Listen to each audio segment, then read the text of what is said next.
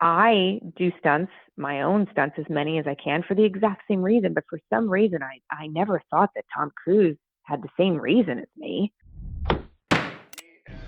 Welcome back to Under Oath.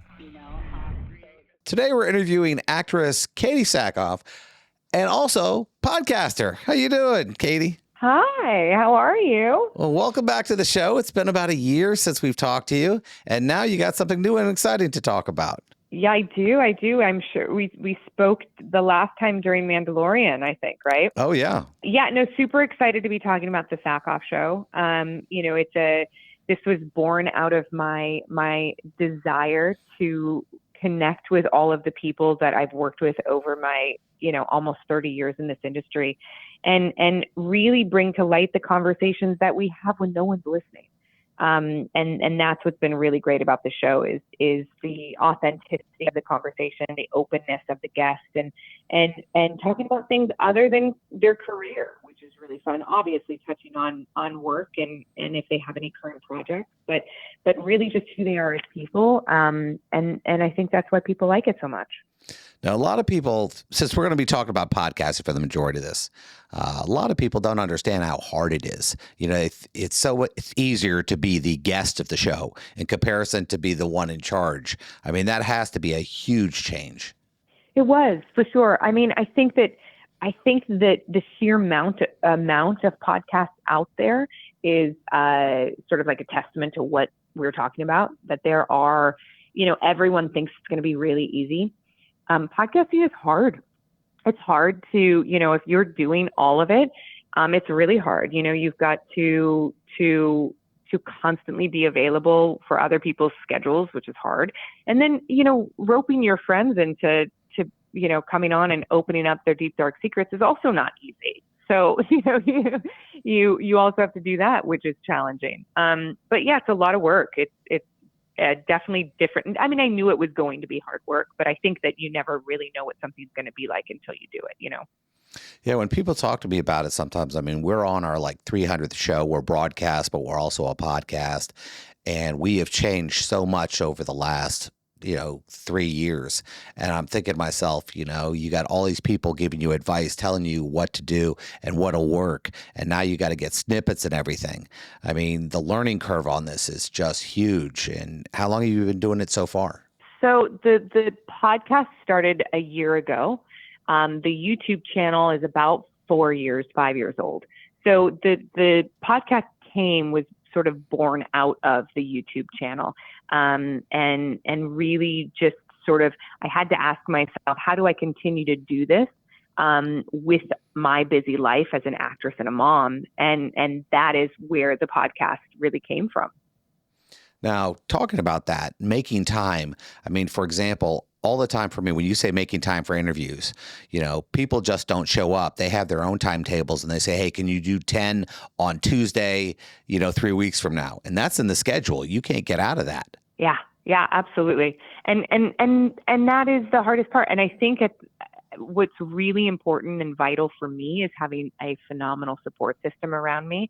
I have an incredibly supportive husband, but I also have phenomenal producers for my show.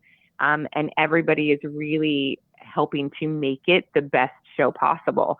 But yeah, you're right. It's hard, people cancel at the last minute sometimes. And you just have to let it go. It's hard though. The goal for me has always been to stay 5 episodes ahead, which is not always easy, with dealing with people's schedules. And then ultimately at the end of the day, if somebody cancels multiple times, I just won't have them on. Now, how tough is it when it's a friend who does that? It's not easy. You can only ask somebody so many times before, you sort of go, all right, it's not worth it. And that's not, it doesn't say anything about the person. It's just that it's not for them then, I mean, that's a tough thing to say, because here's the thing, when you're good to people, when your relationship is you're a much better person to them than they are to you. And you didn't discover that till you needed something from them. And what you need is their interview. And I have friends in the industry who, I've done unbelievable lot for. and they can't give you 15 minutes of their time, and you're going, what? That is emotionally difficult, no matter how we put it. I don't want to just talk about work. And if you don't feel comfortable talking about who you are, then don't come on my show. And that is a thing that we've had to learn, is that it's just not for everyone. And if they're not going to be open the way that I am, then my audience, the audience that I've cultivated that really enjoys the show, is not going to like it anyway. So I'd rather have somebody else on. And I don't hold it against them. It just is what it is. Now, it's interesting when you say that. You said, my audience likes this, my audience feels this way. I have producers too, and they come to you, out of nowhere. They go, hey, Jeff, this part of the show we don't think works. I mean, that is so difficult to hear sometimes, even though you trust them, you care about them, because certain things feel right.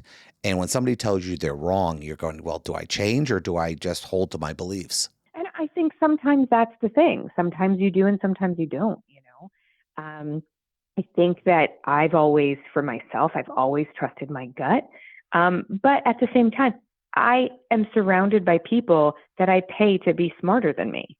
And I can't be a jack of all trades, and I can't be good at every single thing I try.